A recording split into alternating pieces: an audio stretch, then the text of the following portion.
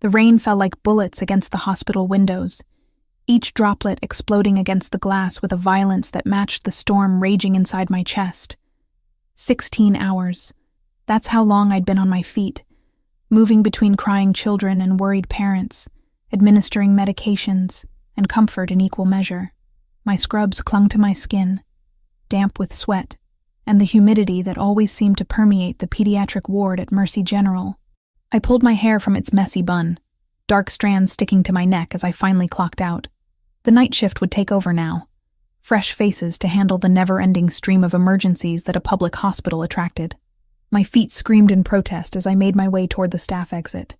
Every step a reminder of why I needed to find a second job soon. Ethan's school fees weren't going to pay themselves. The parking garage was a tomb of concrete and shadows, my footsteps echoing off the walls like gunshots. The storm had intensified while I'd been inside, turning the night into something apocalyptic. Lightning illuminated the garage in stark, terrifying flashes, followed by thunder that seemed to shake the very foundation of the building. I was halfway to my beat-up Honda when I heard them. Voices, urgent and angry, coming from the level above. Spanish mixed with something else, words I couldn't quite catch over the rumble of the storm, but the tone was unmistakable. Hunting voices. Predator voices. My blood turned to ice when I heard my name. Aurora Hayes, enfermera. Works the pediatric ward. They weren't looking for me specifically. They were looking for someone who matched my description. Someone who worked where I worked. But in this light, in this storm, with my dark hair plastered to my head and my hospital ID still clipped to my chest, I was close enough. I ducked behind a concrete pillar, pressing my back against the cold surface. My phone was dead, had been for the last 3 hours of my shift. The landlines were floors away. Might as well have been on another planet. I was alone, trapped, with nowhere to run except deeper into the garage. The voices grew closer, accompanied by the heavy footfalls of men who weren't concerned about stealth. They knew their prey was cornered. Elena should have delivered the shipment yesterday, one of them said, the accent thick and unforgiving. Boss isn't happy about delays. Elena. They were looking for Elena Vasquez, my friend from nursing school, the one who'd been acting strange lately, paranoid, jumping at shadows, the one who'd asked me to cover her shifts without explanation, offering cash payment that I'd been too proud to accept. Check every floor. She has to leave eventually. I had maybe 30 seconds before they reached my level. The stairwell was blocked by their position. The elevator would trap me. But there, just 10 feet away, sat a car that hadn't been there when I'd arrived that morning. A sleek black Maserati with tinted windows, sitting in the shadows like a predator at rest. The passenger door was unlocked. I didn't think. Thinking would have paralyzed me, would have made me consider the wisdom of climbing into a stranger's expensive vehicle. Instead, I ran, bent low, and threw myself into the back seat just as the first man appeared on my level. The interior smelled of leather and something else.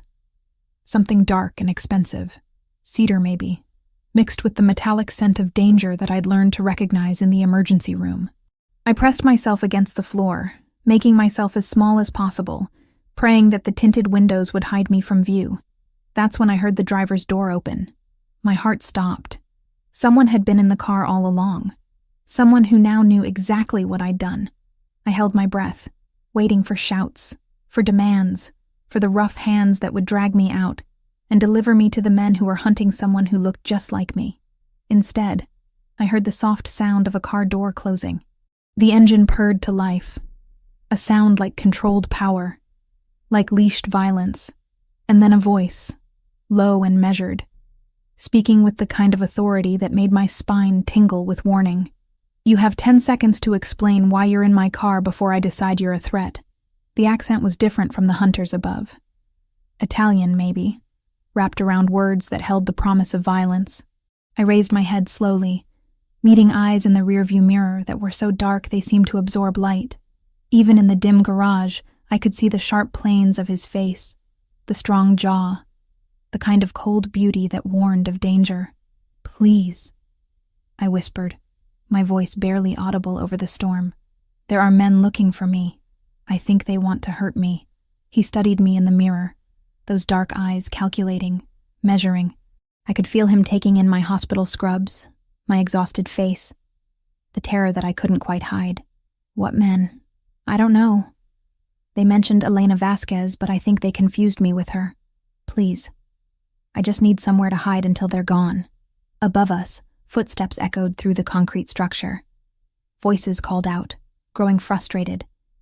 The man in the driver's seat glanced up, then back at me, his expression unreadable. Stay down. Two men appeared at the far end of the level, flashlights cutting through the darkness. They moved systematically, checking between cars, looking for their target. When their beams swept over our vehicle, I pressed myself deeper into the leather seats, certain they would see me. But the tinted windows held their secrets. After what felt like hours but was probably only minutes, the men moved on to the next level. Their voices faded, swallowed by the storm and distance. The man in front of me waited another full minute before speaking again. They're gone. I sat up slowly, my muscles protesting after being cramped in the small space. Thank you. I can go now. I just need to get to my car. He turned in his seat to face me fully, and I got my first clear look at him. Tall, even sitting down, with dark hair swept back from a face that belonged in Renaissance paintings. Handsome, in the way that dangerous men were handsome. Beautiful and terrible at once. A small scar marked his chin, and when he smiled, it didn't reach his eyes. I don't think so. The simple statement sent ice through my veins. What do you mean? He gestured toward the windshield, where two black SUVs had appeared, blocking the garage exits. Those men aren't looking for Elena Vasquez. They're looking for Aurora Hayes, pediatric nurse, lives on Maple Street with her 17-year-old brother, drives a 2018 Honda Civic with a dent in the rear bumper. My breath caught in my throat. How do you know that? Because I make it my business to know everything that happens in my city. He reached into his jacket and I tensed, but he only withdrew a phone, including when someone puts a price on a nurse's head. I don't understand. His dark eyes studied me with an intensity that made me feel exposed, vulnerable. Your friend Elena stole something valuable from some very dangerous people. They think you might know where she is, or where she hid what she took. I don't know anything about Elena's problems. We barely speak anymore. I believe you. The admission surprised me, but they won't. And now that you've been seen with me, you're in more danger than you know. Seen with you? We just met 30 seconds ago. That cold smile returned. My name is Lorenzo Dante Costa. And in about 5 minutes, every criminal organization in this city is going to know that Aurora Hayes was in my car, which means they'll assume you're under my protection. The name meant nothing to me, but the way he said it, like I should recognize it, like everyone should, made my blood run cold. I want to go home. Home isn't safe anymore. He started the engine, the Maserati responding with a growl that seemed to echo off the garage walls. You're coming with me. It's not a request. I reached for the door handle, but it didn't budge. Child locks, or something more sophisticated. I was trapped in a car with a stranger whose name apparently carried weight in circles I didn't want to know existed. This is kidnapping. This is survival. Lorenzo pulled out of the parking space with fluid grace, navigating toward an exit I hadn't seen. The alternative is you end up like the last person who crossed paths with the men who were hunting you tonight. And trust me, Aurora Hayes, you don't want to know what happened to her. The garage door opened at our approach, revealing the storm-lashed street beyond. As we pulled into the night, I caught a glimpse of the black SUVs in the mirrors, still circling like sharks scenting blood. I was no longer Aurora Hayes, pediatric nurse who worked double shifts to support her brother. I had become something else entirely, a piece on a board I didn't understand, in a game whose rules I didn't know. And the man driving me into the darkness held all the cards. The gates that opened for Lorenzo's car weren't just impressive, they were intimidating. Wrought iron twisted into intricate patterns that somehow managed to look both beautiful and threatening, like everything else about the man who commanded them. The driveway stretched ahead, flanked by perfectly manicured trees that seemed to stand at attention in the darkness. I pressed my face to the window, watching the landscape transform from urban chaos to something that belonged in a different world entirely. Soft lighting illuminated gardens that probably cost more than most people's houses, and in the distance, a mansion rose from the darkness like something out of a Gothic novel. This is where you live? Lorenzo's eyes found mine in the rearview mirror. One of the places. The casual way he said it sent another chill through me. One of the places. How many homes did a person need? And what kind of person could afford multiple mansions? The kind who had men hunting other people in hospital parking garages, apparently. The car came to a stop under a covered portico, and immediately 2 men appeared from the shadows. They moved with the fluid grace of professionals, hands resting casually on their hips, where I could just make out the outline of concealed weapons. Neither spoke, but they nodded respectfully to Lorenzo as he stepped out of the car. "Don't run," he said quietly, opening my door. "There's nowhere to go, and my men might misinterpret sudden movements." I climbed out on shaking legs, hyper-aware of the armed men watching my every move. The storm had followed us here, rain lashing against the portico's roof in a steady rhythm that sounded like a countdown.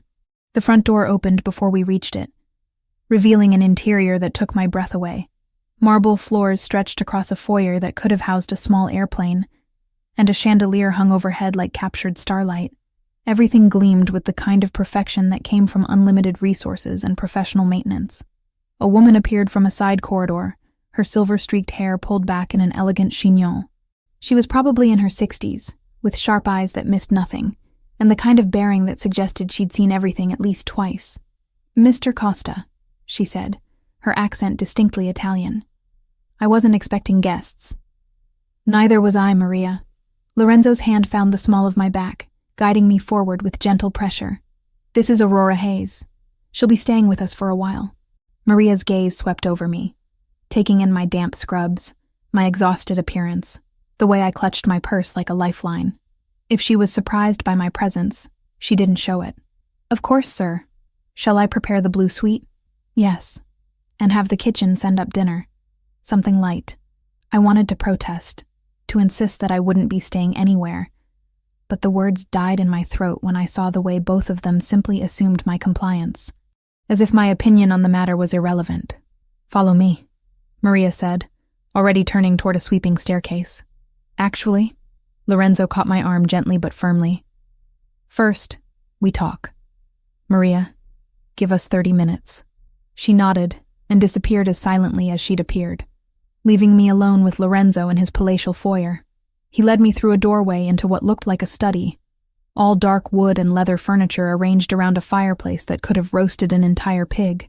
"Sit," he said, gesturing to a chair that probably cost more than my car. I remained standing. "I want to call my brother. He'll be worried when I don't come home. Your phone is dead." "Then let me use yours." Lorenzo poured himself a drink from a crystal decanter, amber liquid catching the firelight like liquid gold. "What will you tell him? That you're safe but can't come home because criminals are hunting you? That you're staying with a man you met 30 minutes ago?" Put that way, it did sound insane. "I'll think of something. Ethan Hayes, 17 years old, senior at Lincoln High, wants to study engineering at State." Lorenzo took a sip of his drink, watching me over the rim. "Soccer team, honor roll, works weekends at the sporting goods store to help with expenses." My blood turned to ice. "How do you know about Ethan?" "I told you. I make it my business to know things." He set down his glass and moved to a desk in the corner, withdrawing a manila folder. "Aurora Catherine Hayes, 26 years old.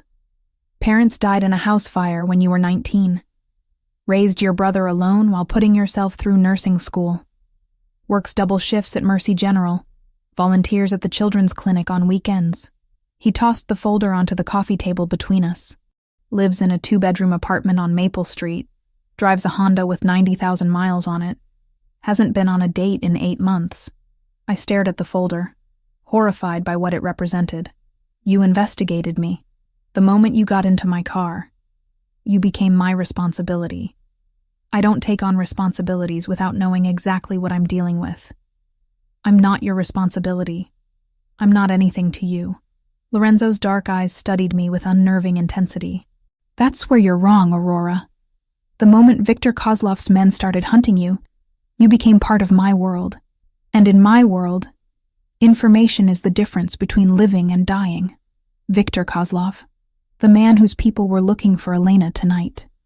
He runs the Russian operations in this city, and he's not known for his patience or mercy. Lorenzo moved closer, and I caught the scent of his cologne, something expensive and masculine that made my pulse quicken despite my fear. Elena Vasquez stole medical supplies from his operations. Prescription drugs, surgical equipment, things that could be sold on the black market for considerable profit. Elena wouldn't do that. She's a good person. Good people do desperate things when they're in debt to the wrong people. His voice was matter of fact, neither condemning nor sympathetic. Elena borrowed money from Kozlov's loan sharks to pay her mother's medical bills. When she couldn't pay it back, she agreed to use her access at the hospital to steal for them. The room seemed to tilt around me. You're saying Elena is a criminal. I'm saying Elena is a dead woman if Kozlov finds her first. The bluntness of his words hit me like a physical blow. And you think I know where she is? I think Kozlov believes you might. And in his line of work, belief is enough. Lorenzo returned to his chair, moving with the fluid grace of a predator who knew he held all the advantages. Tell me, when was the last time you saw Elena? I thought back, trying to remember. 3 weeks ago, maybe 4. She asked me to cover one of her shifts, said she had a family emergency. Did she seem nervous? Frightened? She seemed different, paranoid. She kept looking over her shoulder, jumping at every sound. The memory was clearer now. Elena's wide eyes and shaking hands. I asked if she was okay, but she said everything was fine. Everything was not fine. Lorenzo leaned forward, elbows on his knees. 3 days ago, Elena missed a scheduled delivery to Kozlov's people. Yesterday, she disappeared from her apartment, leaving behind everything except the merchandise she was supposed to deliver. What kind of merchandise? The kind that Kozlov paid for in advance. The kind that he'll kill to recover. I sank into the chair, my legs suddenly unable to support me. This is insane. I'm a pediatric nurse. I take care of sick children. I don't know anything about criminals or stolen merchandise or any of this, but Kozlov doesn't know that. Lorenzo's voice was gentle now, almost sympathetic. All he knows is that Elena Vasquez had your work schedule, your shift patterns, your personal information. He thinks you were her partner. That's ridiculous. Is it? You covered her shifts. You had access to the same supplies she was stealing. You matched the physical description his people have been given. Lorenzo stood and moved to a window overlooking the dark grounds. From his perspective, you're either Elena's accomplice or you know where she's hiding. I pressed my hands to my face, trying to process the nightmare my life had become in the span of a few hours. So what happens now? Do you turn me over to him? Lorenzo was silent for so long that I looked up to find him watching me with an expression I couldn't read. The Costa family and the Kozlov organization have a complicated relationship. Sometimes we're allies, sometimes we're competitors. Always we respect each other's territory. That doesn't answer my question. No, he said quietly. I don't turn you over to him. Relief flooded through me, followed immediately by suspicion. Why? Because Viktor Kozlov is a blunt instrument who solves problems with violence. He'll torture you for information you don't have, then kill you when you can't provide it. Lorenzo's jaw tightened. I prefer more elegant solutions, such as, you stay here, under my protection, until we locate Elena and recover what she stole. Once Kozlov has his merchandise back, his interest in you disappears. It sounded reasonable, logical even. But there was something in Lorenzo's tone, something in the way his dark eyes lingered on me, that suggested his motives weren't entirely altruistic. And if Elena is already dead, then we find the merchandise anyway. He moved back to the desk, pressing a button that summoned Maria almost instantly. Show Miss Hayes to her room. Make sure she has everything she needs. I stood on unsteady legs. How long will this take? Lorenzo's smile was sharp as a blade. As long as necessary. You're under my protection now, Aurora Hayes, whether you want to be or not. The blue suite was larger than my entire apartment, with floor-to-ceiling windows that offered a view of manicured gardens disappearing into the darkness. Rain still lashed against the glass. But here, 3 stories up and surrounded by luxury I'd never imagined, the storm felt distant and manageable. I stood in the center of the room, still wearing my damp scrubs, trying to process the surreal turn my life had taken. 12 hours ago, My biggest worry had been whether I could pick up an extra shift to help pay for Ethan's college applications. Now I was a prisoner in a mansion, protected by a man who spoke of violence and territory as casually as other people discussed the weather. A soft knock interrupted my spiraling thoughts. Maria entered carrying a silver tray, laden with covered dishes that smelled like heaven. "Mr. Costa thought you might be hungry," she said, setting the tray on a small table near the windows. "There are clothes in the wardrobe, all in your size." I stared at her. How does he know my size? Maria's expression gave nothing away. Mr. Costa is very thorough. The understatement of the century. I lifted one of the silver covers, revealing pasta in a cream sauce that made my stomach growl despite my circumstances. When had I last eaten? Before my shift started, probably. A granola bar scarfed down between patients. "Maria," I called as she reached the door. "How long have you worked for him?" She paused, considering her words carefully. 15 years. Since before his father died. What kind of man is he? For the first time, her composed mask slipped slightly. The kind who protects what's his. "Eat, Miss Hayes. You'll need your strength." After she left, I explored the wardrobe she'd mentioned. Inside hung clothes that still had tags, all in my exact size, all in colors that would complement my complexion. Jeans, sweaters, dresses, even lingerie that made me blush. Everything perfectly chosen, as if someone had studied not just my measurements, but my preferences. The thought made my skin crawl. I forced myself to eat the pasta, partly because I was starving, and partly because I suspected I'd need energy for whatever came next. The food was incredible, the kind of meal I'd only experienced at expensive restaurants on the rare occasions I could afford them. When I'd finished, exhaustion hit me like a wave. The shower was larger than most bathrooms, with water pressure that felt like heaven against my aching muscles. I found silk pajamas laid out on the bed, probably worth more than I made in a month. Sleep should have been impossible. I was in a stranger's house, surrounded by armed men, with criminals hunting me through the city. But my body had reached its limit. I fell into the plush bed and was unconscious within minutes. I woke to sunlight streaming through the windows and the sound of voices drifting up from the gardens below. For a moment, I forgot where I was. Then reality crashed down like cold water. A knock at the door announced Maria's arrival with coffee and what looked like a breakfast fit for royalty.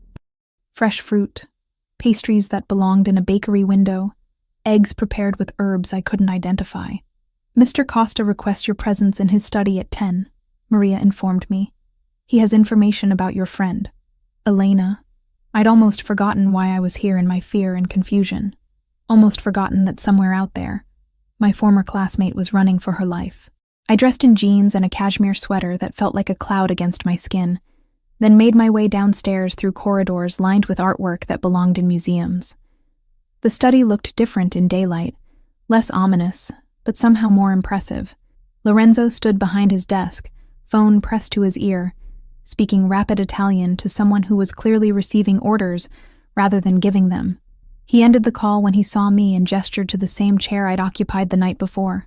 "You slept well?" "Well enough." I settled into the leather chair, hyper-aware of how he watched my every movement. "Maria said you have news about Elena." "I do." Lorenzo moved to the front of his desk, leaning against it with casual grace. "My people located her apartment. She left in a hurry, but not before someone else paid her a visit." "Kozlov's people?" "No. Someone else entirely." He picked up a photograph from his desk, studying it before passing it to me. "Someone who was looking for the same thing Kozlov wants." The photograph showed Elena's apartment in shambles. Furniture overturned, drawers pulled out, papers scattered across the floor. It looked like a tornado had swept through the small space. Who else would want what she stole? Lorenzo's expression darkened.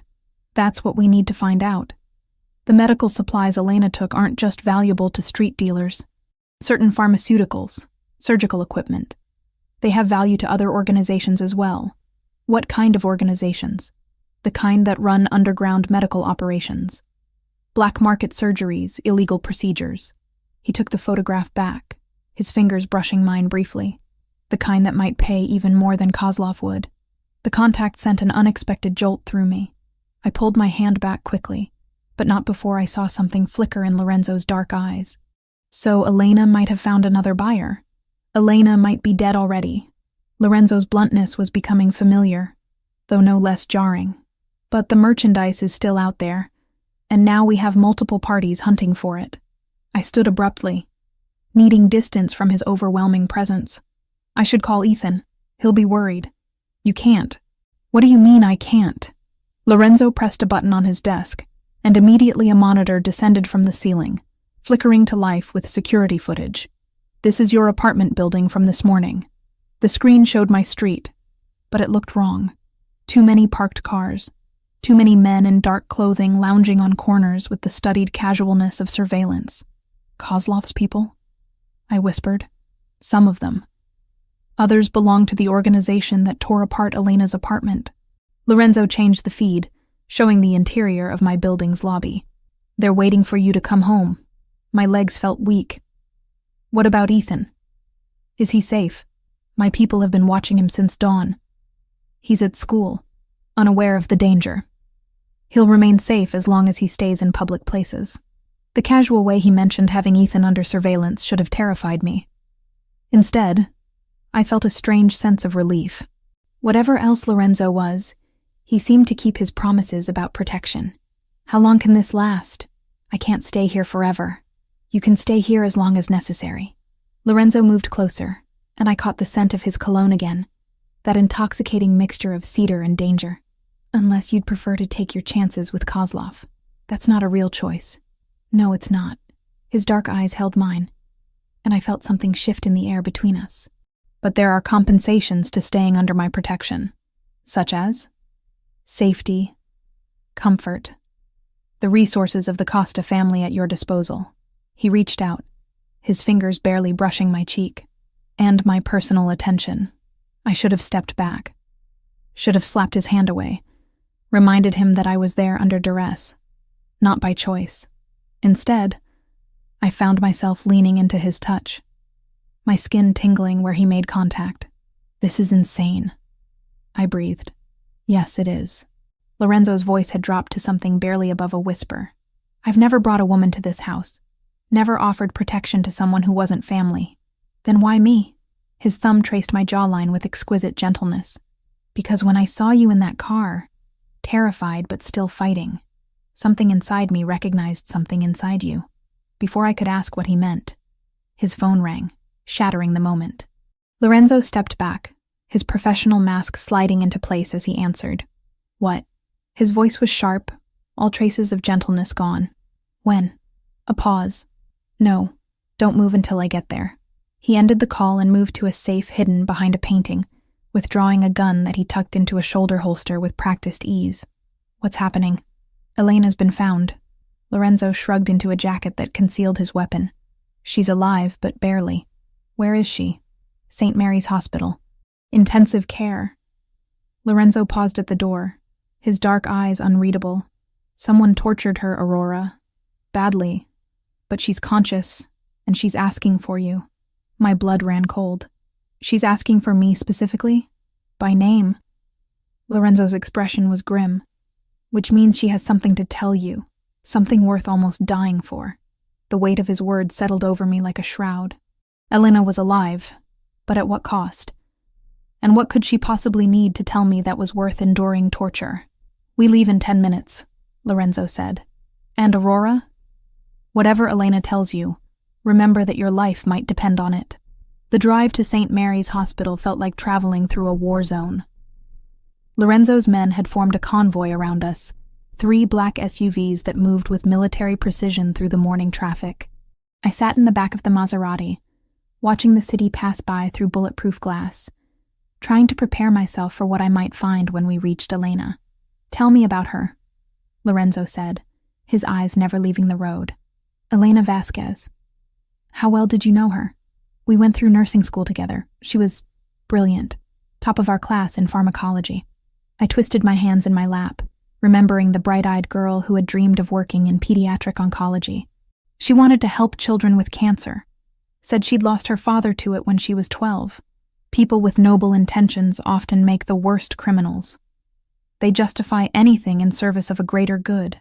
His cynicism stung because part of me feared he might be right. Elena isn't a criminal. She's desperate. Desperation makes people dangerous, Aurora. Remember that. We pulled into the hospital's underground parking garage, the same type of concrete maze where my nightmare had begun. But this time, I was surrounded by protection instead of running from threats. Lorenzo's men positioned themselves at strategic points while he escorted me to a private elevator. "How do you have access to all this?" I asked as we rose toward the ICU.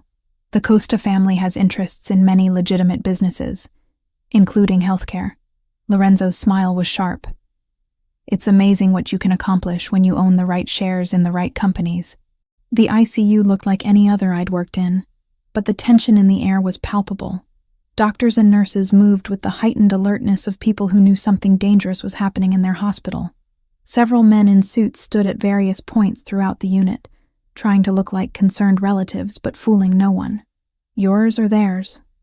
I whispered, nodding toward the obvious security. "Both.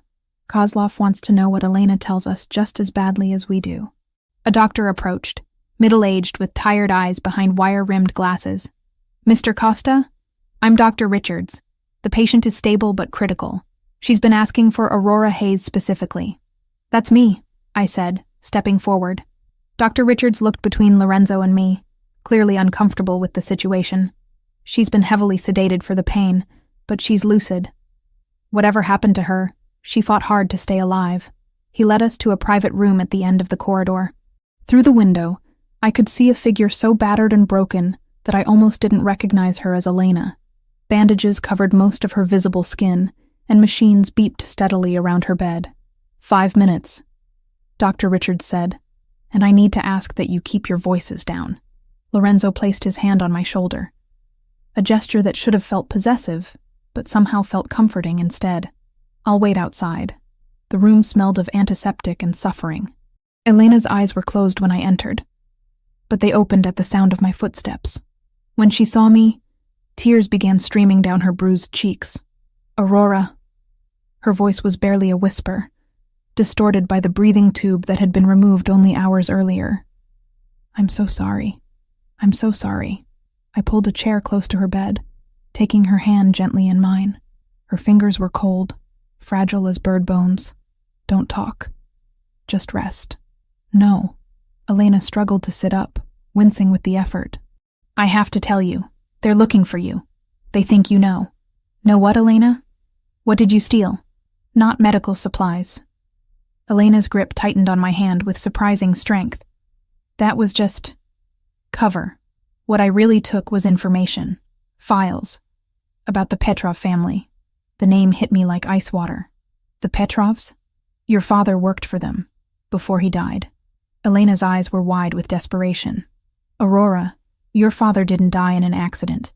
He was killed because he tried to get out, tried to take his files and disappear." The room tilted around me. "You're lying. The files I stole, they're about money laundering operations going back 15 years. Your father's name is all over them. Account numbers, transaction records, everything." Elena coughed, specks of blood appearing on her lips. "Viktor Kozlov wants them because they prove the Petrovs have been stealing from him for years. But Lorenzo Costa wants them too." "Why would Lorenzo care about files on the Petrovs?" Elena's eyes met mine with heartbreaking clarity. "Because the Costa family was hired to kill your father. Lorenzo's father gave the order personally." The words hit me like physical blows. My father, dead for 7 years, killed by the family of the man who was now claiming to protect me. The man whose touch made my pulse race, whose dark eyes held secrets I was only beginning to understand. "Where are the files, Elena?" "Hidden. Somewhere safe." Elena's breathing was becoming more labored. "But Aurora, there's more. The reason they want you isn't just about the files. It's about what's in them." "What do you mean?" "Your father didn't just launder money for the Petrovs. He skimmed millions of dollars over the years, moved it into accounts they never found." Elena's grip on my hand was weakening. "Those accounts are in your name now. You're the heir to a fortune built on blood money." The machines around Elena's bed began beeping more frantically. Nurses rushed into the room, pushing me aside as they worked to stabilize her.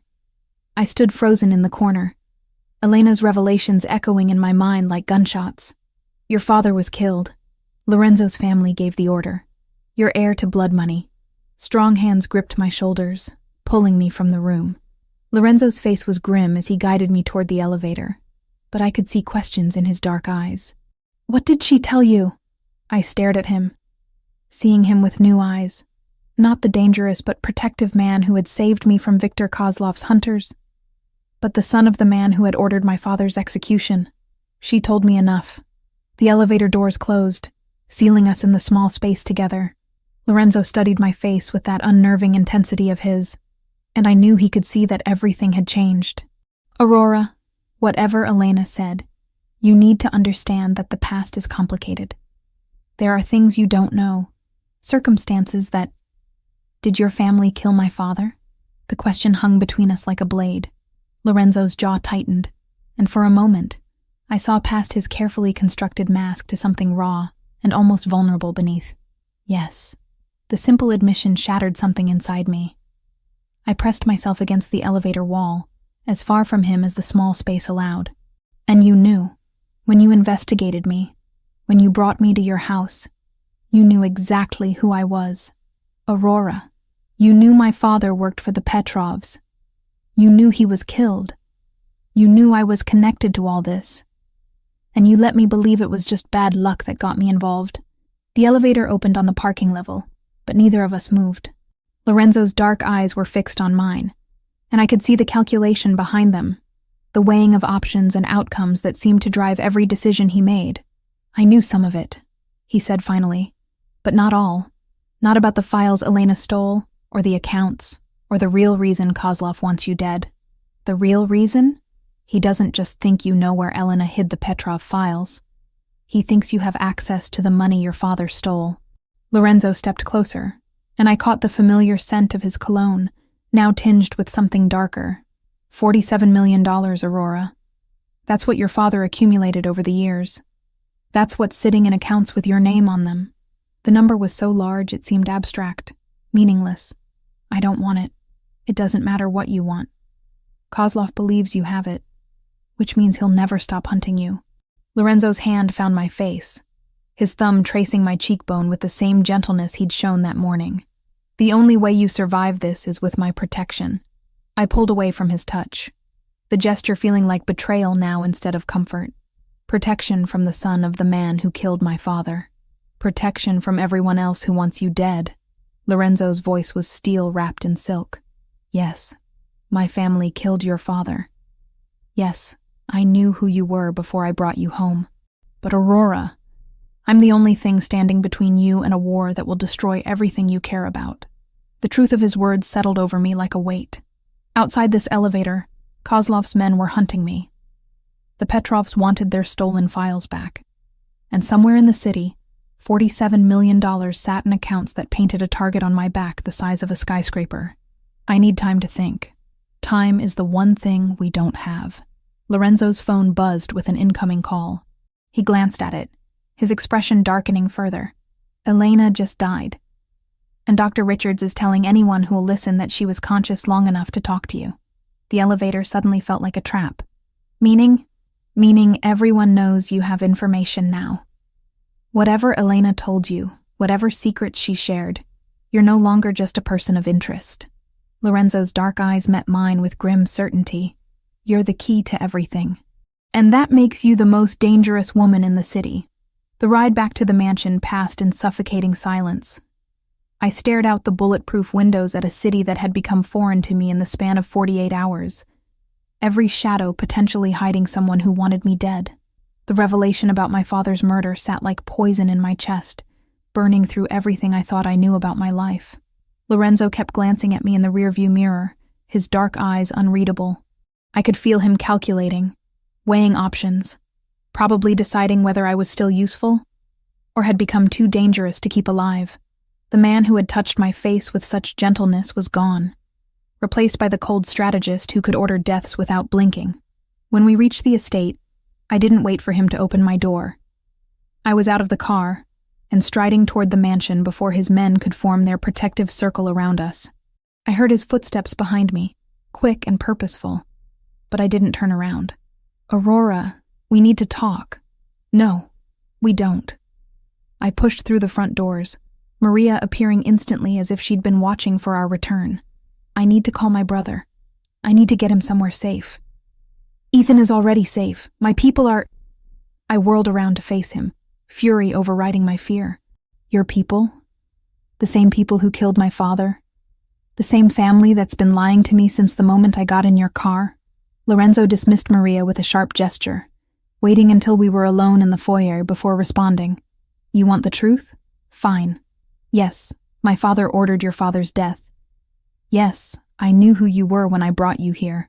But Aurora, you have no idea what your father was involved in. He was trying to get out. Elena said he wanted to disappear, to take his files and run. Your family murdered him for that. My family murdered him because he was planning to sell those files to the FBI. Lorenzo's voice was ice cold now, all pretense of gentleness gone. He wasn't trying to disappear. He was trying to destroy everyone he'd worked with, including innocent people who had nothing to do with his crimes. The words hit me like a slap. You're lying. I'm telling you what my father told me when I was 18 years old. What he told me to justify why he'd ordered the execution of a man with 2 young children.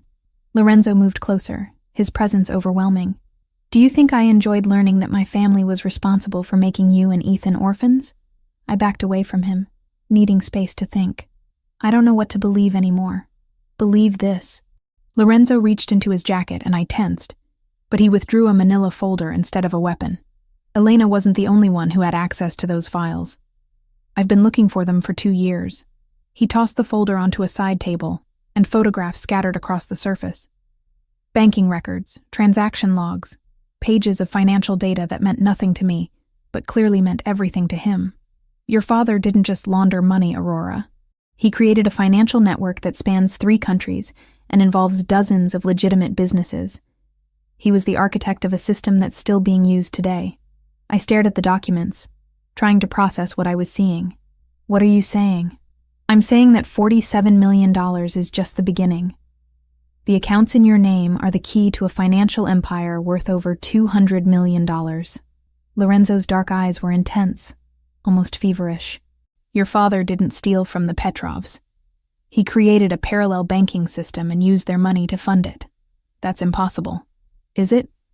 How do you think a man who worked as a mid-level accountant could afford to send his daughter to private school, could pay for medical bills when your mother got sick, could leave you enough insurance money to put yourself through college?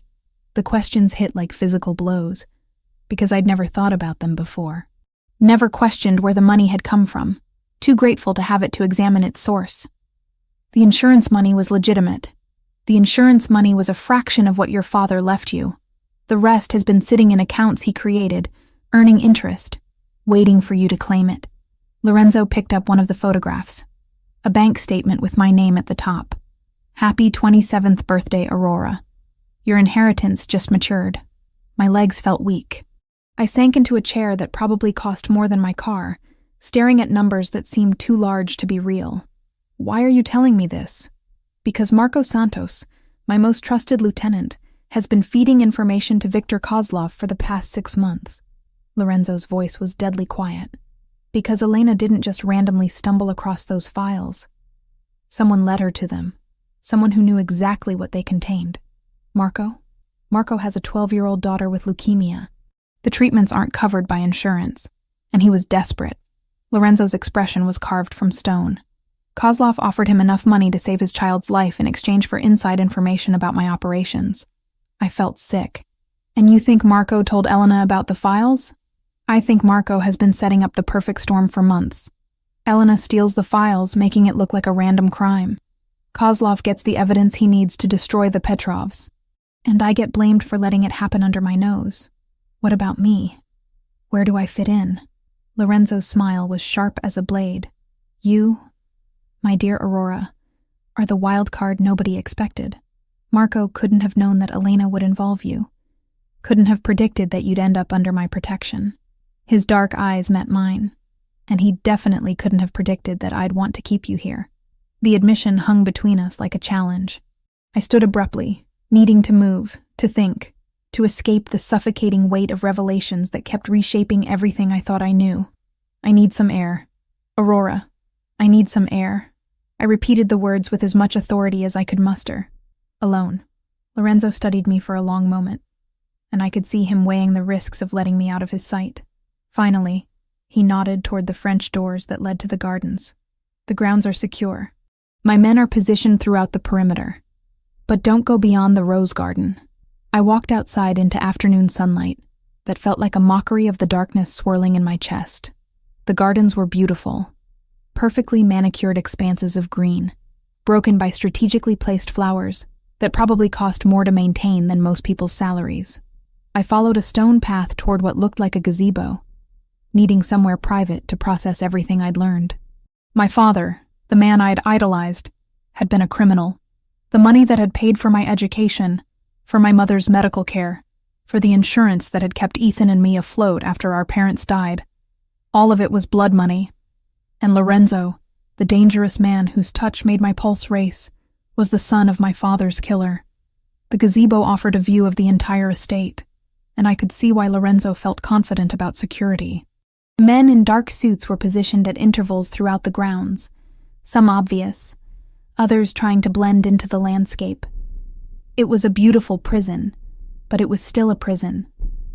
I was so lost in thought that I almost missed the movement in the trees beyond the rose garden. A flash of dark clothing, there and gone so quickly I might have imagined it. But the men Lorenzo had stationed as guards were wearing lighter colors, and they were supposed to be closer to the house.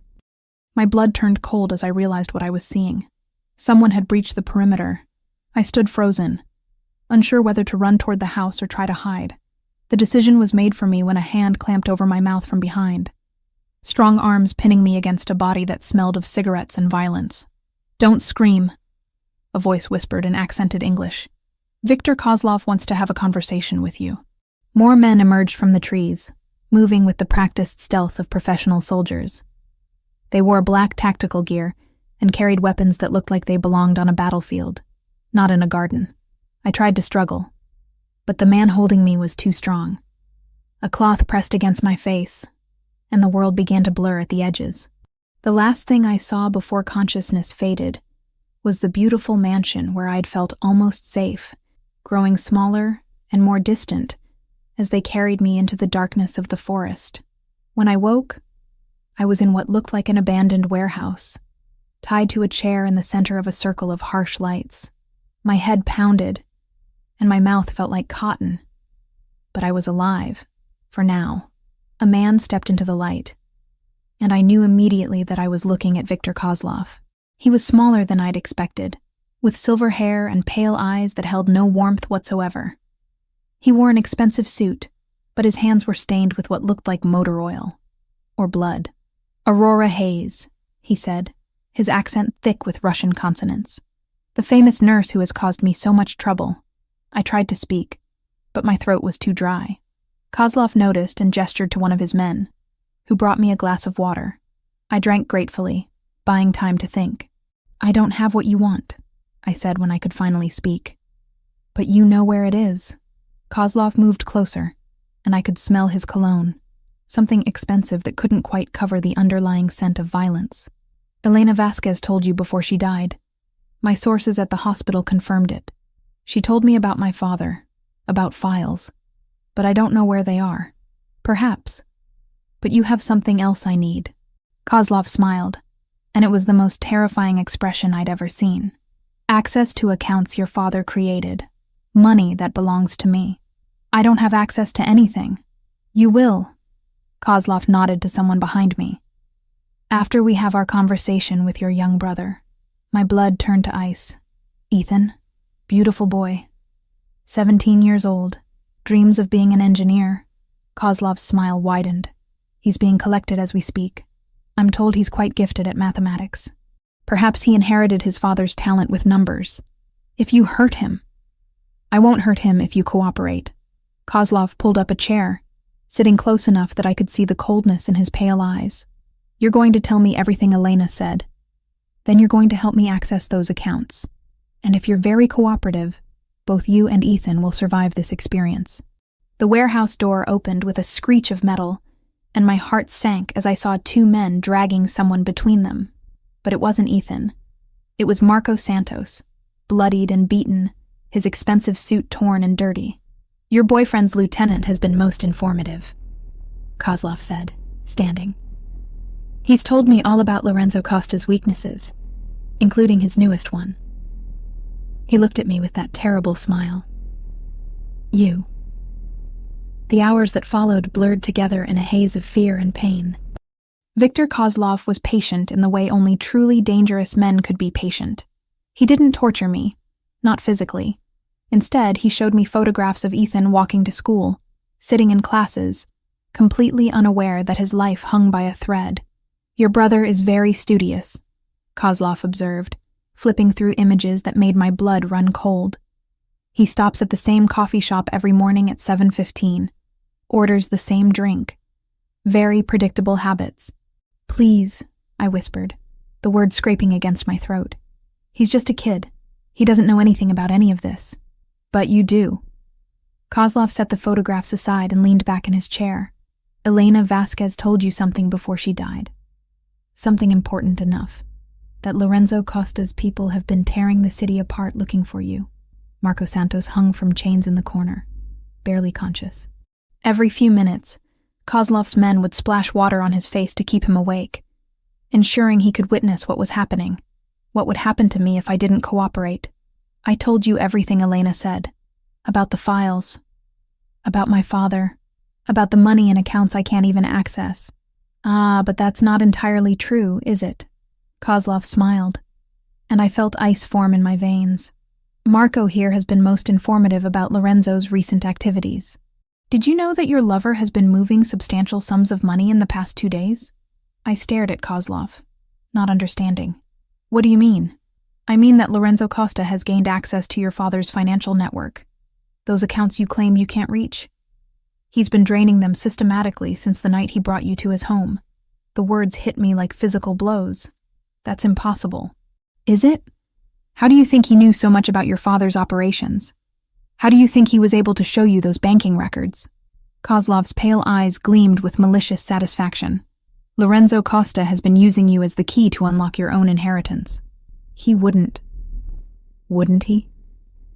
"Marco, tell the lovely Aurora what Lorenzo said when you asked about her safety." Marco's head lifted painfully, blood trickling from the corner of his mouth. "He said..." Marco's voice was barely audible. "He said she was useful until the transfers were complete. After that, she becomes a liability." Kozlov finished. "Just like Elena. Just like you will be, Marco, once this is over." I felt something break inside me. Not just my heart, but something deeper. The man who had touched my face with such gentleness, who had made me feel protected for the first time in years, had been using me from the beginning. Not just for information about Elena, but as a living, breathing key to my father's hidden fortune. "The files Elena stole," I said, my voice hollow. "Where are they really? That's what we're going to find out." Kozlov stood, straightening his suit jacket.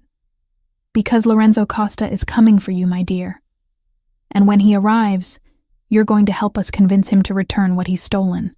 Why would he come? If he has what he wants from me, because Marco was right about one thing. You've become Lorenzo's weakness." Kozlov's smile was predatory. "Did you know that he executed 3 of his own men for failing to protect you? That he's mobilized every resource at his disposal to find you?" I wanted to feel hope at his words. But Kozlov's next revelation crushed it before it could form. Of course, he's also been systematically emptying those accounts while he searches. By my calculations, he's transferred over $30 million in the past 6 hours. Kozlov checked his expensive watch. "At this rate, your inheritance will be gone by midnight." The warehouse door exploded inward with a sound like thunder. Armed men poured through the opening, moving with military precision. I heard gunfire, shouts in multiple languages, the controlled chaos of a professional assault. Through the smoke and confusion, I saw him. Lorenzo Costa, moving like death incarnate through Kozlov's men. He wore all black, a gun in each hand, his dark eyes scanning the warehouse until they found mine. The relief I felt was so intense it was painful. Whatever he had done, whatever he had taken, Seeing him alive and fighting to reach me made every betrayal seem secondary to survival. "Behind the containers," Kozlov barked to his remaining men as he retreated deeper into the warehouse. "Take the girl." Rough hands grabbed me, chair and all, dragging me into the maze of shipping containers that filled the back half of the building. I could hear the gunfight continuing, could smell cordite and blood, but I couldn't see what was happening. "Lorenzo!" I screamed his name, hoping he would hear me over the chaos. Very touching. Kozlov appeared beside me, his pale eyes reflecting the overhead lights like a predator's. "Your lover is quite devoted. It's almost a shame that we'll have to kill him." "The files," I said desperately. "I know where Elena hid them." Kozlov paused, studying my face for signs of deception. "You're lying.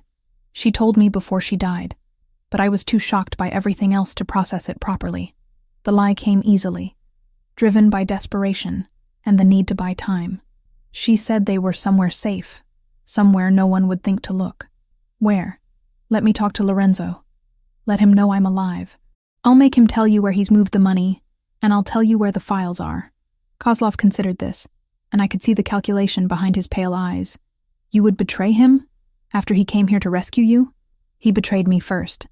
The words tasted like poison, but they weren't entirely false. "He stole my inheritance, used me as a key to my own father's accounts. Why should I protect him? An interesting proposition." Kozlov nodded to one of his men. "Bring Costa here. Alive. Tell him we want to negotiate." The gunfire gradually decreased, then stopped altogether. In the sudden silence, I could hear my own heartbeat, fast and irregular, with fear and adrenaline. When Lorenzo appeared, flanked by Kozlov's men but still moving with that controlled grace, I saw something in his dark eyes that I'd never seen before. Fear, not for himself, but for me. "Are you hurt?" His first words were to me, not to Kozlov, not about the situation we were in. "I'm alive." "That can change very quickly," Kozlov interrupted. "Sit down, Mr. Costa. We have business to discuss." Lorenzo remained standing, his eyes never leaving mine. "What do you want?" $47 million. The money you've been stealing from accounts that belong to Miss Hayes." Kozlov moved to stand behind my chair, his hands resting on my shoulders in a mockery of protection. "Transfer it back, and we can discuss terms for her release." "I haven't stolen anything," Lorenzo said, his voice deadly quiet. "Every transfer was authorized by Aurora herself." I stared at him. "What are you talking about?" "The power of attorney documents you signed when we brought you to the hospital." The forms Maria witnessed. Lorenzo's dark eyes held mine. "They gave me legal authority to access your accounts in case something happened to you." The memory came flooding back. Papers shoved at me while I was still reeling from Elena's revelations, Maria's reassuring presence as I signed document after document without reading them. I'd been so focused on Elena's story, so overwhelmed by learning about my father's death, that I'd signed anything put in front of me. I didn't know what I was signing. "I know." Lorenzo's voice was gentle now, almost apologetic. "But I needed to move the money before Kozlov or the Petrovs could access it. It's safe, Aurora. Hidden where no one can touch it until this is over. How very convenient." Kozlov's grip on my shoulders tightened. "But I'm afraid safe isn't good enough. I want it transferred to accounts I control, now. That's not going to happen. Then Miss Hayes dies, and you get to live with the knowledge that your greed killed the woman you claim to care about." The silence that followed was deafening. I could see Lorenzo calculating odds, weighing options, trying to find a way out of an impossible situation. "There's another option," I said, my voice stronger than I felt. "The files Elena stole. I know where they are." Both men looked at me, Kozlov with suspicion, Lorenzo with something that might have been pride. "Those files contain evidence that will destroy the Petrov organization completely," I continued. "Bank records, transaction logs, everything you need to eliminate your biggest rivals. Surely that's worth more than money. Where are they?" I met Lorenzo's eyes, hoping he would understand what I was really saying. Elena told me she hid them somewhere no one would think to look. Somewhere safe. Lorenzo's expression didn't change, but I saw the slight nod that told me he understood. "The hospital," he said quietly. "She hid them at Mercy General." Kozlov's hands left my shoulders as he moved to face Lorenzo directly. "You're certain? It's the only place that makes sense. Elena had access. She knew the building. And who would think to look for stolen criminal files in a pediatric ward? Then we're going to take a field trip," Kozlov decided. "All of us. Together." As Kozlov's men began preparing to move us, I caught Lorenzo's eye one more time. In that look, I saw a promise. Whatever happened next, whatever the cost, he would find a way to end this, even if it meant destroying us both in the process. The convoy that pulled up to Mercy General looked like a presidential motorcade, if presidents traveled with enough firepower to level city blocks. 3 black SUVs formed the core, with Lorenzo's men interspersed among Kozlov's forces in an uneasy alliance built on mutual greed and suspicion. I sat between Lorenzo and Kozlov in the middle vehicle, my hands zip-tied but otherwise unrestrained. The hospital where I'd worked for 3 years rose before us in the darkness, its windows glowing like beacons in the night. It looked different now. Not like a place of healing, but like a fortress I would have to breach. "Remember," Kozlov said as we approached the staff entrance, "you will act naturally. Get us inside, lead us to where Elena hid the files, and this ends quietly." "And if the files aren't where I think they are?" I asked. Kozlov's pale eyes reflected the dashboard lights. Then we moved to less pleasant methods of persuasion. Lorenzo hadn't spoken during the drive, but I could feel the tension radiating from him like heat. His dark eyes constantly scanned the streets, the shadows, looking for opportunities or threats. When he finally looked at me, I saw something that made my pulse quicken. He had a plan. The staff entrance was guarded by a single security officer, an older man named Jim, who'd been working nights at Mercy General since before I started. He looked up in surprise when he saw me approaching with a group of men in expensive suits. "Aurora, what are you doing here so late?" "Emergency case," I said, hoping my voice sounded steadier than I felt. "Dr. Martinez called me in to assist with a pediatric trauma." Jim nodded, already reaching for his keycard. "Rough night in the ER. Go ahead up." I felt a moment of guilt for involving an innocent man in whatever was about to happen, but Kozlov's hand on my back reminded me that I didn't have a choice. The elevator ride to the pediatric ward was silent, except for the mechanical hum of the machinery. When the doors opened, I was hit by the familiar smell of antiseptic and the soft sounds of a hospital at night. It should have been comforting, but instead, it felt like entering a battlefield. "Where?" Kozlov asked quietly. I led them down the corridor toward the supply closets at the far end of the ward. It was the most logical place for Elena to have hidden something, a location she would have had legitimate access to without arousing suspicion. But as we walked, I noticed something that made my blood run cold. The ward was too empty, too quiet, even for a night shift. Where were the nurses who should have been making rounds? The residents who practically lived in this place? Lorenzo noticed it too. His hand moved almost imperceptibly toward his concealed weapon, and I saw him catch the eye of one of his men, some silent communication passing between them. We reached the supply closet, and I used my keycard to open it. The small room was exactly as I remembered it, lined with shelves of medical supplies, linens, and equipment. If Elena had hidden files here, they weren't immediately obvious. "Start looking," Kozlov ordered his men. "Check every box, every shelf." As the Russians began their search, I moved closer to Lorenzo. "Something's wrong," I whispered. "I know." His response was barely audible. "The hospital's been evacuated. This is a setup." Before I could ask what he meant, the lights went out. Emergency lighting kicked in immediately, bathing everything in an eerie red glow. In that hellish illumination, I saw Kozlov's men reaching for their weapons just as the real battle began. The attack came from multiple directions at once. Windows exploded inward as men in tactical gear rappelled down the side of the building. The stairwell doors burst open, disgorging more armed figures. The elevator dinged cheerfully as it opened to reveal a team that looked like they belonged on a battlefield, not in a hospital. "Down!" Lorenzo's hand found my shoulder, pushing me to the floor as gunfire erupted around us. The pediatric ward became a war zone in seconds. Kozlov's men tried to establish defensive positions behind gurneys and equipment carts, but they were outnumbered and outgunned. The attacking force moved with precision that spoke of military training and superior intelligence about the building's layout. "Who are they?" I shouted over the chaos. "Petrov's people," Lorenzo answered, emptying his pistol into a group of attackers trying to flank us. "The third party in this little war. Of course. The Petrov family, the ones my father had supposedly stolen from, the ones whose files Elena had really taken. They wanted their property back, and they didn't care who they had to kill to get it." Kozlov was screaming orders in Russian, but his voice was nearly drowned out by the sound of automatic weapons fire. One of his men went down, then another, their blood pooling on the sterile hospital floor. "We need to move," Lorenzo said, reloading with practiced efficiency. "This position is indefensible. Where can we go?" "The surgery wing. Better cover, multiple exit routes."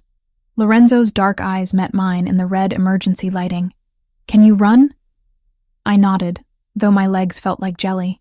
Lorenzo cut my zip tie restraints with a tactical knife that appeared in his hand like magic, then grabbed my wrist. "Stay close. Don't stop for anything." We broke from cover together, Lorenzo's men forming a protective circle around us as we ran through corridors that had once been familiar and safe. Behind us, I could hear Kozlov shouting, his voice getting fainter as we left him and his remaining men to face the Petrov assault alone. The surgical wing was darker, quieter, but no safer. As we reached the main operating theater, Lorenzo suddenly stopped, holding up a hand for silence. "Motion sensors," he whispered. "They know we're here." The doors at the far end of the corridor opened, and a figure stepped out of the shadows. I recognized him from photographs Lorenzo had shown me. Dmitry Petrov, heir to the family empire, a man known for his cruelty even by the standards of organized crime.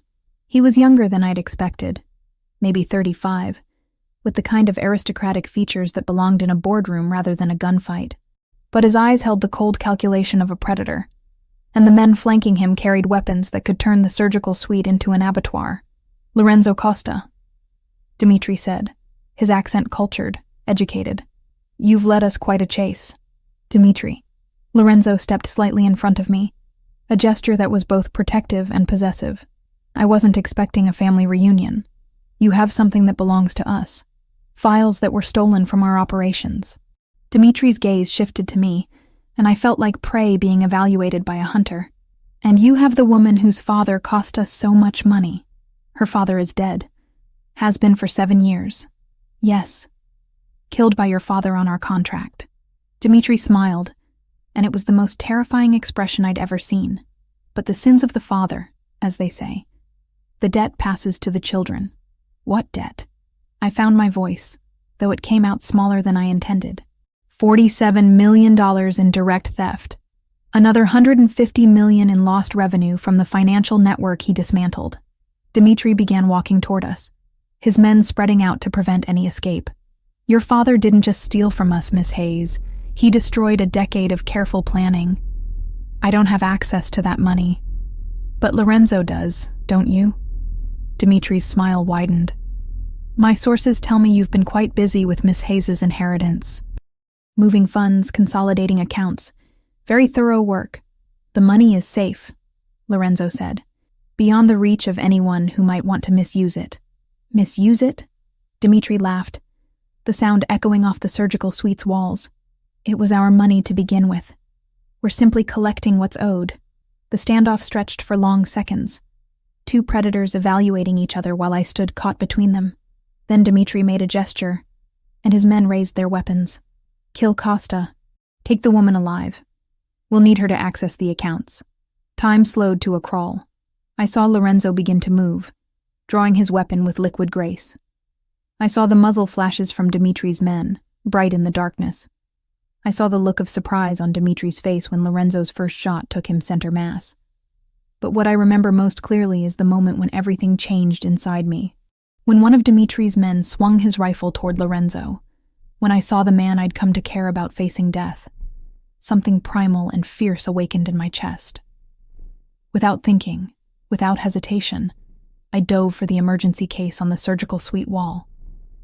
The fire axe was heavier than I'd expected, but adrenaline made it feel weightless. I swung it with all the strength in my body, catching Dimitri's gunman across the back of his neck, just as he pulled the trigger. The shot went wide. The man went down and didn't get up. And I stood there, covered in blood that wasn't mine, holding a weapon I'd never imagined myself capable of using, watching Dmitry Petrov bleed out on the floor of an operating room. Lorenzo's dark eyes found mine across the carnage. In them, I saw something new, not just desire or possession, but recognition. The acknowledgement that I was no longer the frightened nurse who had hidden in his car. I was something else now. Something dangerous. Something his. "The files," I said, surprised by how steady my voice sounded. "They were never at the hospital, were they?" Lorenzo shook his head, still watching me with that intense gaze. "Elena hid them somewhere else. Somewhere only you would think to look." "Where?" "Think, Aurora. Where would a nurse hide something she wanted to keep safe? Somewhere she went every day? Somewhere she felt protected?" The answer came to me like a revelation. "My locker. She hid them in my locker at the hospital." Lorenzo's smile was sharp as a blade. The one place Kozlov and the Petrovs would never think to search. The one place that belonged completely to you. Around us, the sounds of battle were fading. Kozlov's Russians, the Petrov soldiers, Lorenzo's men, they were all dead or dying. Only we remained standing in the red emergency lighting, surrounded by the consequences of a war that had started with my father's crimes and ended with my first kill. "What happens now?" I asked. Lorenzo moved closer, stepping over Dimitri's body without a glance. When he reached me, his hands framed my face with surprising gentleness. "Now we finish this," he said. "Together." 9 months later, I stood in the nursery of our penthouse overlooking the city, watching the morning sun paint the skyline in shades of gold and amber. The room was a masterpiece of luxury and security. Bulletproof windows offering a panoramic view while concealing sensors and cameras that monitored every approach to our fortress in the sky. In the crib beside me, Julia Aurora Costa slept peacefully, her tiny fist curled around my finger. She had Lorenzo's dark hair but my green eyes, and when she looked at me, I saw a future that stretched beyond the violence that had brought us together. "She's perfect," Lorenzo said from the doorway, his voice soft with wonder that still surprised me after all these months. He approached with the careful quiet of a man who had learned that the most precious things in life were also the most fragile. "She has your stubborn streak already," I replied, not taking my eyes off our daughter. "The night nurse says she refuses to sleep unless she can see the door." Lorenzo's laugh was warm, genuine. "Smart girl. Never turn your back on an entrance." It was a lesson I'd learned well in the months following the hospital massacre.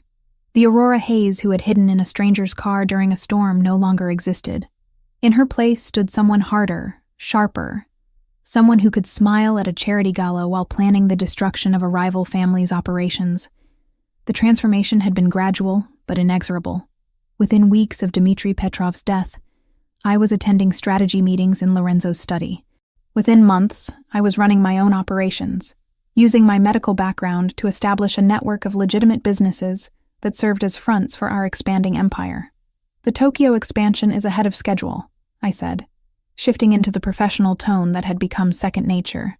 "Dr. Yamamoto's surgical clinic is already showing returns, and the pharmaceutical imports are exceeding projections. And the Seoul connection? Secured." Elena's files provided exactly the leverage we needed with the Korean syndicate. I finally looked at him, seeing the pride in his dark eyes. "Your father's old contacts are proving surprisingly cooperative." The mention of his father no longer carried the weight it once had. In the months since we'd eliminated the Kozlov and Petrov threats, Lorenzo had shared more of his family's history. The violence, yes, but also the code that governed it. The protection of family above all else. The understanding that power came with responsibility. And I had proven myself worthy of both. "There's something else," Lorenzo said, moving to the window that looked out over our domain. "Intelligence suggests that the Bratva is considering a move into our territory. Let them come." The words came easily, backed by confidence earned through months of successful operations. "We have assets they don't know about, resources they can't match. Including you."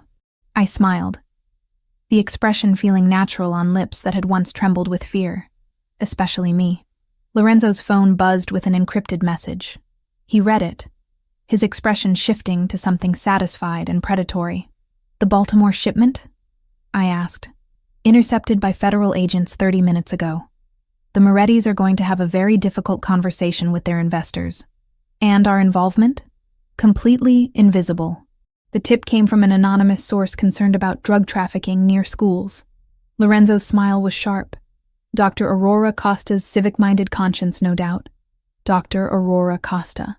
The identity had been legally established 3 months ago, complete with medical credentials that would pass any scrutiny. On paper, I was a pediatric consultant who split my time between private practice and humanitarian work. In reality, I was the strategic mind behind the Costa family's expansion into legitimate medical businesses that generated both profit and influence. "Ethan called this morning," I said, adjusting Julia's blanket with practiced care. "His engineering program is going well. Dean's List again. He doesn't suspect anything.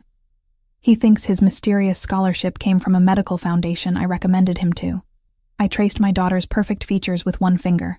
He'll never need to know the truth about any of this." Protecting Ethan had been non-negotiable from the beginning.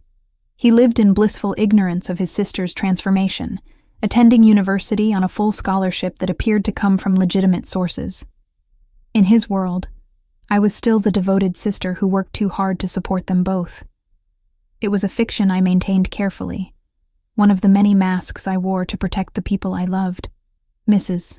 Costa?" Maria appeared in the doorway, her expression respectful but urgent. "Your guest has arrived." "Thank you, Maria. The blue study, as you requested." I handed Julia to Lorenzo, who took her with the careful reverence he showed all precious things. 20 minutes, I told him. "This won't take long." The blue study was where I conducted my most delicate business. Meetings that required absolute privacy, and the kind of authority that came from sitting behind my father's recovered desk. The irony wasn't lost on me that the furniture stolen from his office after his death had been returned to his daughter, along with everything else that was rightfully mine. My guest was already seated when I entered, a nervous-looking man in his 50s, who clutched a briefcase like a lifeline. Dr. Stevens, chief administrator of Mercy General Hospital, where this had all begun. "Dr. Costa," he stammered, rising partially from his chair. "Thank you for seeing me. Please sit." I settled behind the desk, noting how his eyes darted to the windows, the cameras, the subtle security measures that marked this as a place where important decisions were made. "You said this concerned my former colleague, Elena Vasquez." "Yes, well, there have been questions. Investigators asking about her access to restricted areas, her work schedule, her associations." Dr. Stevens wiped his forehead with a handkerchief. "The insurance company is threatening to deny coverage for the damages from that night unless we can provide satisfactory answers." "What kind of damages?" "The pediatric ward will need complete renovation. The surgical suite is a total loss. Nearly $2 million in repairs and equipment replacement."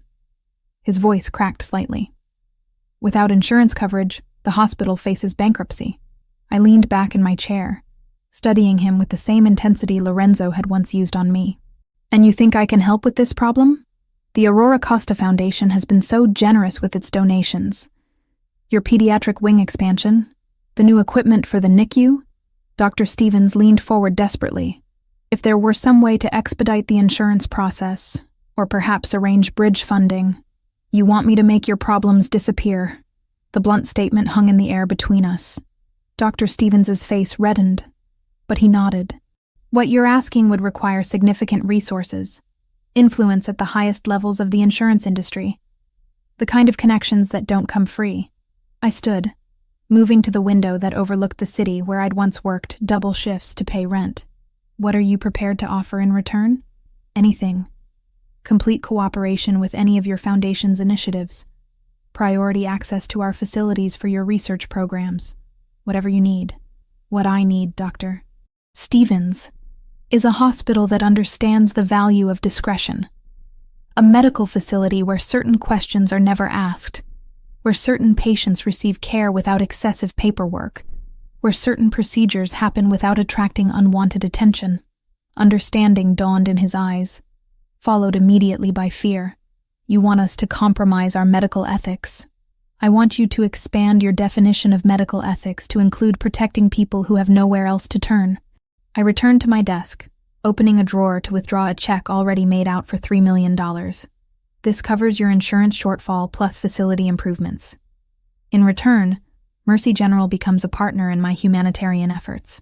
Dr. Stevens stared at the check, and I could see him calculating the implications. The money would save his hospital, but accepting it would make him complicit in whatever operations I chose to run through his facility. The children, he said finally, the real patients, the innocent ones, will receive the best care money can buy. Cutting-edge equipment, world-class specialists, experimental treatments that most hospitals can't afford. I slid the check across the desk. I was once one of those children, Dr. Stevens. I understand their value. He took the check with trembling fingers, and I knew I had him. Another piece of the empire Lorenzo and I were building. Another resource that would serve our purposes while genuinely helping the people I'd once been sworn to protect. After he left, I returned to the nursery to find Lorenzo feeding Julia while reviewing security reports on his tablet. The domestic scene should have been incongruous, but I'd learned that the most dangerous predators were often the most devoted parents. Successful meeting?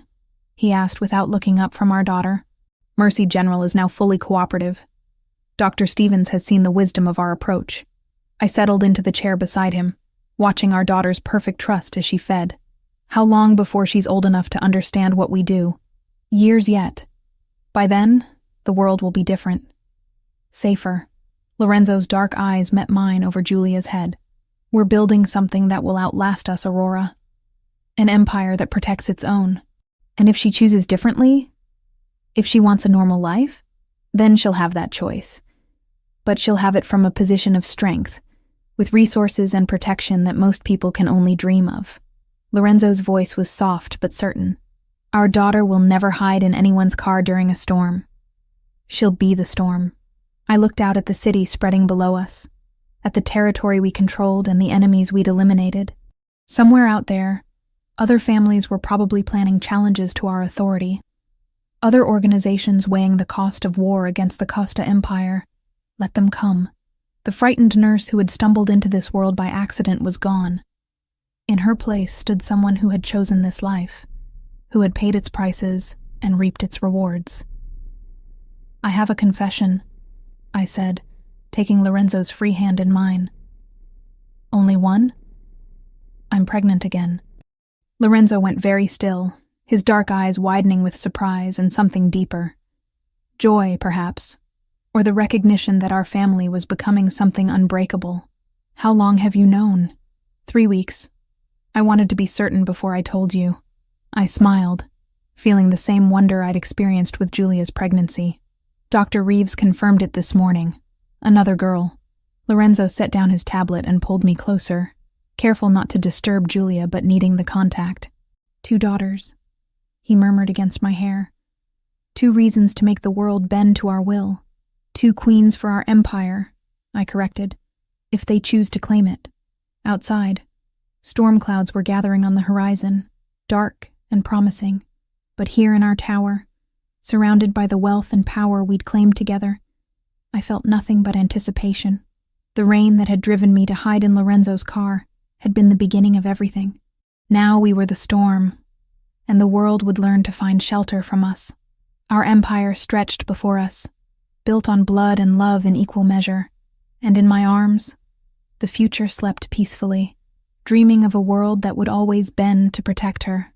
Some stories end with redemption, others end with transformation. Ours ended with conquest.